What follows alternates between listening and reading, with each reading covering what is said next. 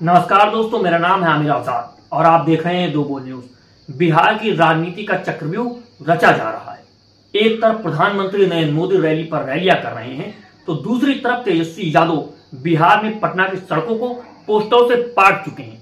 वो पोस्टर गवाही दे रहे हैं कि किस तरह से सरकार ससुर और दामाद आयोग का गठन कर चुकी है, किस तरह से सरकार जीजा और मेहरारू आयोग का गठन कर चुकी है और सारे बड़े मंत्रालय अपने दामादों को पकड़ाए दिए जा चुके हैं।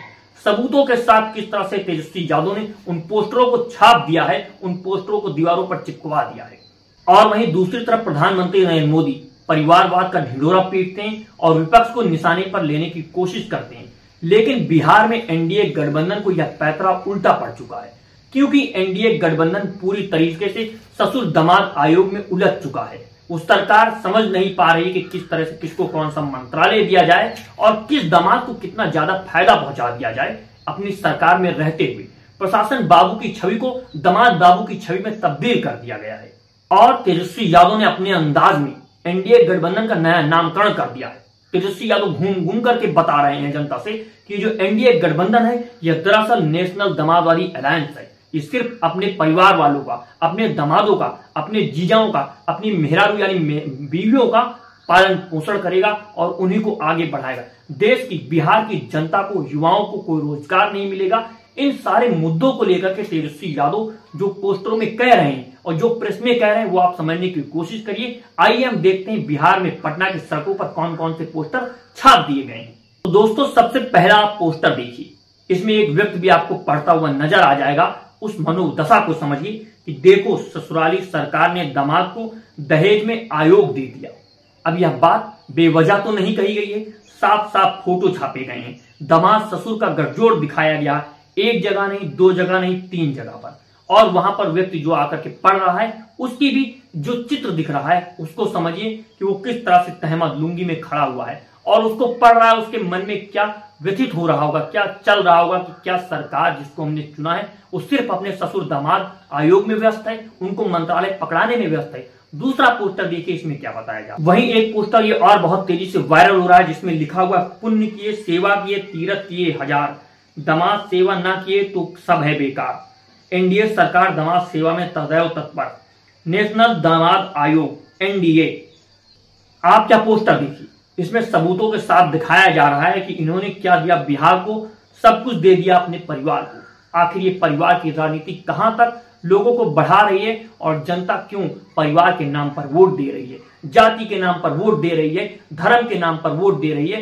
क्यों? क्योंकि वो अपने दामादों के लिए कार्य कर रहे हैं, अपने घर के मेंबरों के लिए कार्य कर रहे हैं। इन सभी के साथ दोस्तों एक पोस्टर आप और देखिए जो सड़कों पर छपा दिया गया है, चिपका दिया गया है। उसमें साफ साफ दिखा रहे हैं नेशनल दामादवादी अलायंस। और मोदी जी सोच रहे हैं आखिर इस बार बिहार को क्या दिया जाए और उनके मन में ख्याल आ रहा है कि इनके लिए जुमला ही सही है और जुमला दे दिया जाए। पोस्टर में यह भी लिखा हुआ है कि इनके लिए बिहार फर्स्ट की जगह जीजा जी फर्स्ट है। और जिसने छपवाया, जिस तरीके से सामने लोगों के रखा गया है और बिहार की राजनीति को ये कहां तक बदलेगा ये देखना बहुत महत्वपूर्ण है। बिहार के नेता प्रतिपक्ष तेजस्वी यादव ने सीएम नीतीश को हमला करते हुए कहा कि मुख्यमंत्री अब दामाद आयोग के बाद जीजा आयोग और मेहरारू आयोग का भी गठन कर लें। इस दौरान तेजस्वी यादव ने पीएम मोदी को भी जमकर सुनाया। तेजस्वी यादव ने कहा कि जमाई आयोग तो बिहार में बना ही है, साथ में जीजा आयोग भी बना दीजिए। जीजा आयोग में चिराग पासवान के जीजा बनेंगे, संतोष मांझी के जीजा बनेंगे और एक सांसद के पद भी बनेंगे। तेजस्वी ने कहा कि इसके साथ ही मेहरारू आयोग का भी गठन कर देना चाहिए, जहां कहां अधिकारी लोग अपनी धर्मपत्नी को एडजस्ट करने में लगे हुए हैं। तेजस्वी यादव ये भी कह रहे हैं कि मेहरारू आयोग का गठन कर लिया जाए। प्रधानमंत्री बिहार आते हैं तो उनको सब कुछ दिखाई देता है, नहीं दिखाई देता है हम लोगों को गाली देकर चले जाते हैं। खुद के दल में क्या हो रहा है इस पर चूं तक नहीं निकल रही है। उन्होंने कहा कि आरएसएस कोटा है, हम मुख्यमंत्री से जानना चाहते हैं कि कितने मंत्री हैं जो आरएसएस कोटा से हैं, जरा बता दीजिए। बिहार में जो चुनाव नहीं जीतता वो भी प्रवचन दे रहे हैं। तेजस्वी ने कहा कि यह कार्यकाल खत्म होने के बाद 2 बार घसीट के मंत्री बनाया गया, वो भी लोग आज प्रवचन दे रहे हैं। अचेत अवस्था में जिस तरह से सीएम है उनके पर ही टिप्पणी की है तेजस्वी यादव ने। नेता प्रतिपक्ष ने कहा है कि अशोक चौधरी पर बिना नाम पर इशारे में हमला बोल दिया है। उन्होंने कहा जो खुद के किसी के कोटे से हैं, बेटी के किसी के कोटे से हैं, दामाद को किसी कोटे से हैं, ये तो अद्भुत है। सच है, बहुत टैलेंट है, माना कि यहाँ पर टैलेंट की कमी नहीं है। उन्होंने कहा कि मेहरारू आयोग का गठन और जीजा आयोग का गठन जल्द से जल्द सीएम को कर देना चाहिए, अचेत अवस्था में कहीं है। उन्होंने कहा कि जो भूजा पार्टी है कि वो लोग हैं सीएम की अवस्था को देखकर खुश हैं। निशांत को लेकर के तेजस्वी यादव ने बड़ा बयान दे दिया है। उन्होंने कहा अशोक चौधरी कह रहे हैं कि जीतन राम मांझी लालू यादव की राह पर चल रहे हैं। इसको लेकर तेजस्वी ने कहा लगता है एनडीए में सब कुछ ठीक नहीं है, उस पर ध्यान दीजिए।